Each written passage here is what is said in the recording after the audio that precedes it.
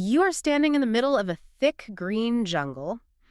You can hear the giant waxy leaves rustling in the warm wind. Yeah, and you can hear colorful birds calling to each other from high up in the canopy, like maybe a parrot or a toucan swooping through the vines. Exactly. And right in front of you, planted deep in the dark jungle dirt, is a giant wooden sign. Painted on that sign in bright, bold letters is the word library. But when you look behind the sign, there's absolutely nothing there, just empty air. Right. You can reach out your hand and wave it right through the space where the front door should be. Welcome to today's deep dive. We are here in this jungle with our guides, the mission monkeys. There are 4 of them, Mick, Mila, Mia, and Milo. And they are just as confused as you are. I mean, I would be too. How do you find a building you cannot even see? You can walk right through it. Yeah, Mac is standing there, scratching his furry head, squinting his eyes at the empty space, and he says, I see nothing. And Mila points right at the wooden sign. She says, but the sign says library. They're looking for the ultimate hidden treasure, the invisible library, but they can't even see the front steps. But right when the monkeys are about to give up and swing back up into the trees, something magical happens. Oh, this is the best part. Out of the thin jungle air, a few golden sparks begin to pop. Then a floating scroll shimmers into view. It unrolls all by itself, glowing with a soft, warm light. And written on the scroll is a mission alert.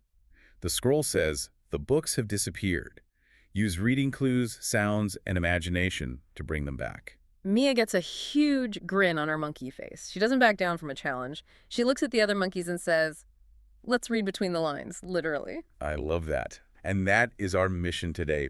We are going to follow the mission monkeys through 4 magical challenges to make this invisible library visible again. We have to use our ears, our eyes, and our brain. And we need your help to do it. We are all exploring together. So the jungle gets very, very quiet for a second. The wind stops.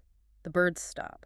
And then a sound. It isn't a loud monkey screech or a lion roaring. It is a soft, almost spooky whisper echoing through the giant leaves. The voice whispers, C-A-T. Milo, who has very good monkey ears, stops and listens carefully. He realizes those are not just random jungle noises, like a branch snapping. Right. He says, those are letter sounds. And Mila, who is super smart, figures out exactly what they need to do with those loose floating sounds. She says, let's blend them. So she reaches into the air, grabs the C sound, the A sound, and the T sound, and she pushes them together. C-A-T, C-A-T. Sounding out letters is exactly like building a tower with toy building blocks. I want you to imagine you have a bucket of those colorful plastic blocks sitting right in front of you. Go ahead. Pretend to reach into the bucket. Pull out one block. Let's say it's a red block. That block makes the sound C. It's pretty cool, but it's just one tiny piece. Now reach in and grab a blue block. That one says A. And grab a yellow block. That one says T. Now you take your hands and you snap them all together quickly, click, click, click. You built a whole new toy. You built a word. Let's try it together. You out there listening, hold up your imaginary blocks and say the sounds out loud with us. Ready? C-A-T. Now snap those blocks together fast. C-A-T. You just built a word. The magic of blending is taking single individual sounds that don't mean much on their own and pushing them together to unlock a picture in your mind. Yeah, like a C sound by itself doesn't mean a furry animal with whiskers. Exactly. But when you blend it with A and T, suddenly your brain pictures that little kitty cat. Blending sounds is the first super secret key to reading. It is how we build the world of a story from scratch. And the second Mila builds that word poof. Right there in the middle of the empty jungle air, a real physical book appears. It drops right into Mick's hands. It has a bright green cover, crisp white pages, everything. The title on the cover says, The Curious Cat. Mick looks at the book, looks at his friends, and just says, okay, that was awesome. Building words from sounds is an amazing tool. Let's do another one really quickly to make sure we've got the hang of it. Grab your imaginary blocks. Ready? B-U-G. Snap them together. B-U-G. You built another one. This strategy works perfectly for words that follow the rules, but, language is incredibly old, and over thousands of years it has become a little messy. Oh, totally. Not all words play by the rules of those building blocks. Which brings us to the next problem. The monkeys take a few steps deeper into the invisible library space, and floating right there in the air are glowing sentences. But the sentences are broken. They have big, glowing blank spots right in the middle of them. Yeah, the first one says, I blank a monkey. And the second one says, you blank funny. I blank a monkey sounds ridiculous. If you tried to put a random word in there, it wouldn't work at all. I banana a monkey. Right, or I tree a monkey. Makes no sense. So Mia looks at these floating blanks, and she knows exactly what is missing. She reaches up into the air and pulls down some very special words. For the first one, she puts in the word am. I am a monkey. And for the second one, she puts in the word are. You are funny. But wait, I am confused about something here. What's that? Well, in the first challenge, Mila and Milo sounded out C, A, T, really slowly using the blocks. Why didn't Mia just sound out these new words slowly like that? Oh, right. If I try to sound out the word are, like A-R-E, it sounds like ara'o. Yeah, that sounds like a pirate with a really bad stomachache. Why didn't she build them like the toy blocks? Because some words in the English language are total rule breakers. If you try to sound them out slowly, like building blocks, they don't make any sense, just like your pirate example. So what do we do instead? Instead of sounding them out, we just memorize what their faces look like. We call them sight words. They are like familiar friends. Familiar friends. I love that. Yeah, imagine you are at the playground swinging on the swings, and your best friend walks up. You don't have to study them. Oh, right. I don't say, okay, this person has brown hair and green eyes and a blue shirt. Oh, I have put the clues together. It must be my friend. Exactly. You don't do that at all. You just look at their face from across the playground, and you instantly know who they are. You just yell, "Hi!" You recognize them right on sight. Sight words work the exact same way. You don't have to stop and build every single word with your letter blocks. You just recognize their familiar faces, you wave at your friends am and are, and you keep right on reading. Knowing these familiar friend words makes reading smooth, fast, and fun. So am and are familiar friends. And you know what happens the second Mia fills in those familiar friend words? P-O-F. Two more thick, colorful books appear out of nowhere, tumbling out of the air and dropping right into the monkey's hands. Milo looks at the new books and his eyes get wide. He says, reading is bringing them back. The actual act of reading the words is the magic spell that is fixing the invisible library. So now the monkeys have two tools. They can sound out the building block words, and they can recognize their familiar friend sight words. But what if a reader runs into a word they don't know at all? It is not a familiar friend, and trying to sound it out just isn't working. Oh man, this happens to me all the time. I get completely stuck. And that is exactly what happens to the monkeys next. They step even deeper into the invisible building.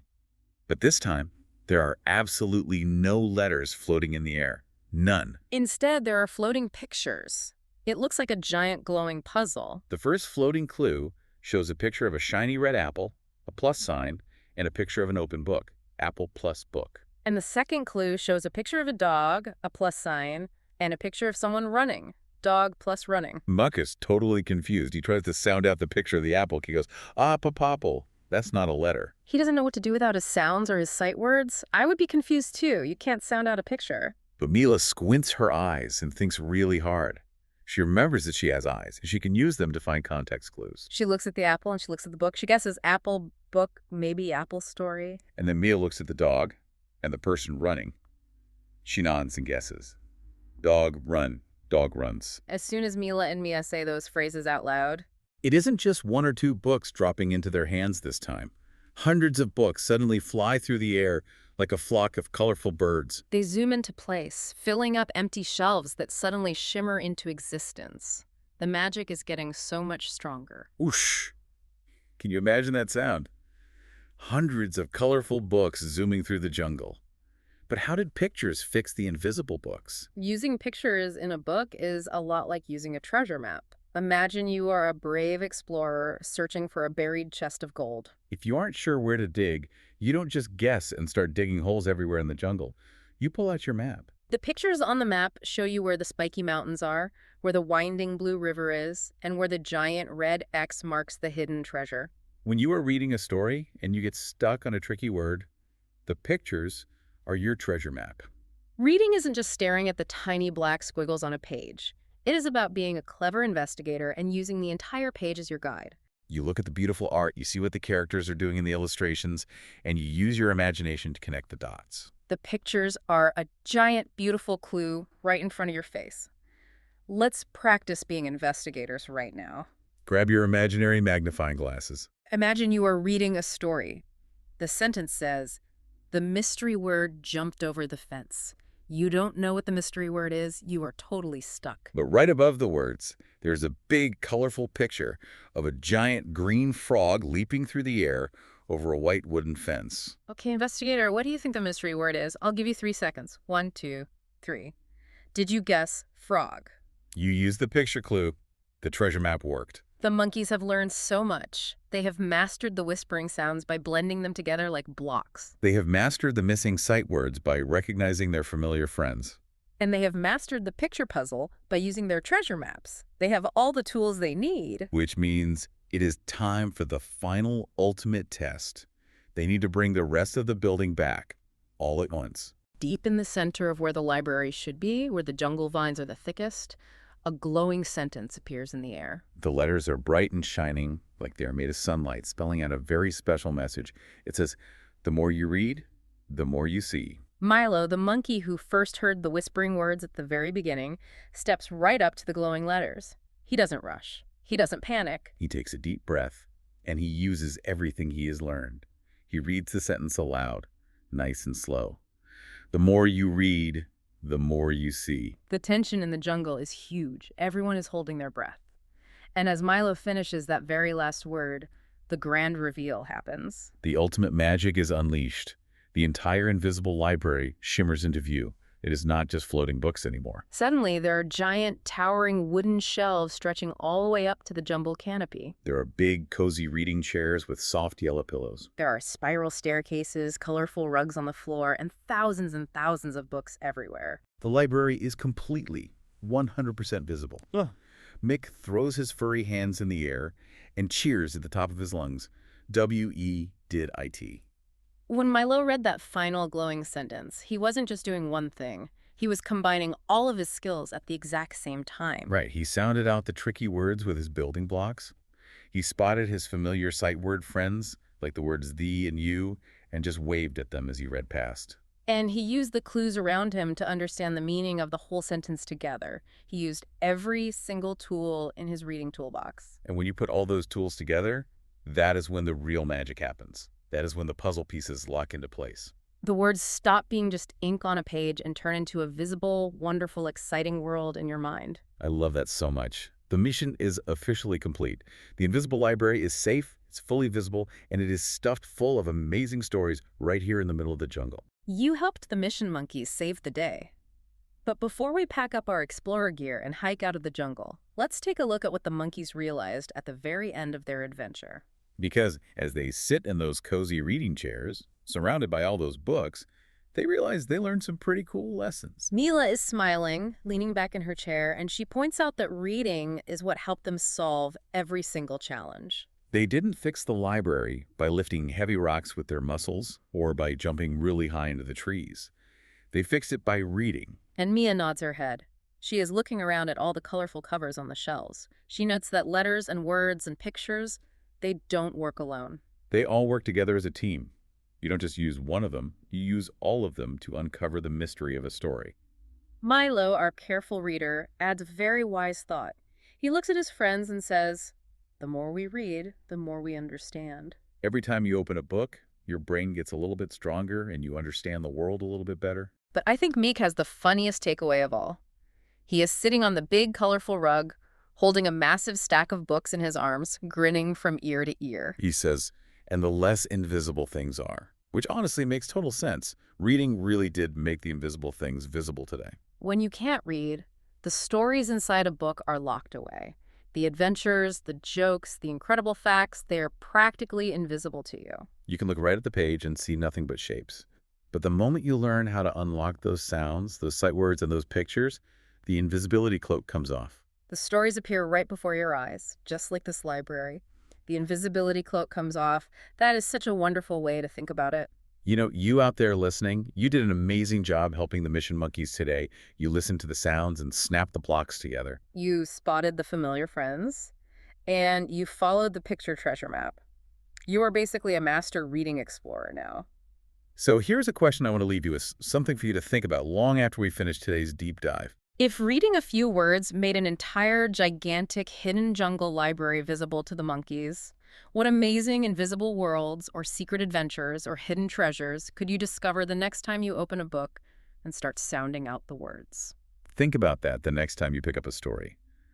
The magic is right there waiting for you. All you have to do is read it to see it.